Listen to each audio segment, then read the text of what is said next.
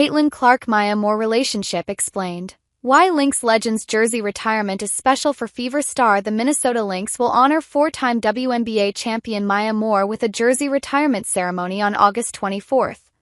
The ceremony falls on the same night that the Lynx host Caitlin Clark and the Indiana Fever for a second time this season.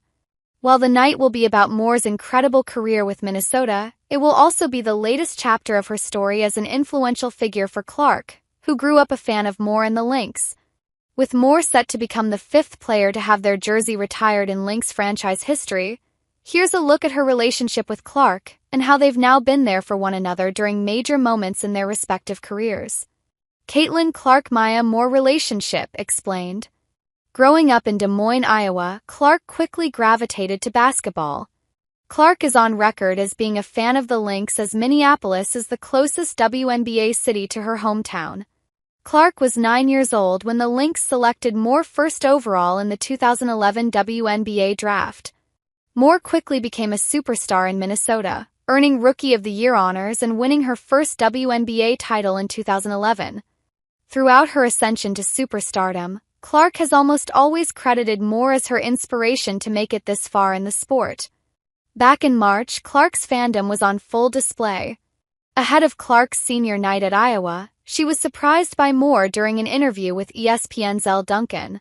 Clark's reaction was a wholesome reminder that superstars can get starstruck too. As Clark tried to remain composed during an interview next to her idol, she recalled the excitement she felt when meeting Moore at a basketball camp in 2012.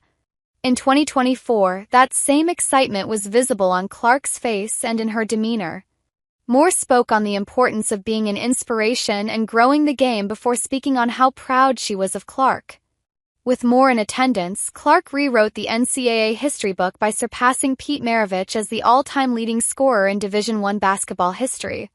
Nearly 6 months later, Clark will be in the building when her childhood idol is immortalized in Lynx lore. "It's a very full-circle moment for myself," Clark said of the upcoming game. "I'm getting to live out my dream of playing in the WNBA and be in the arena when they're retiring her jersey, someone that's done so much for this league and society and the world. She's a great individual, a great person. Obviously, getting to meet her at the end of my college career was really cool.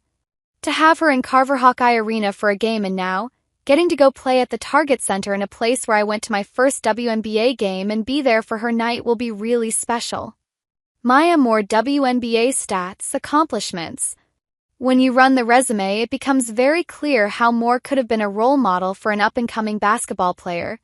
Through winning 2 national championships and 2 National College Player of the Year awards at UConn, Moore quickly brought her winning ways to the W. Over 271 games in 8 seasons, Moore averaged 18.4 points, 5.9 rebounds and 3.3 assists per game for the Lynx. The accomplishments speak for themselves.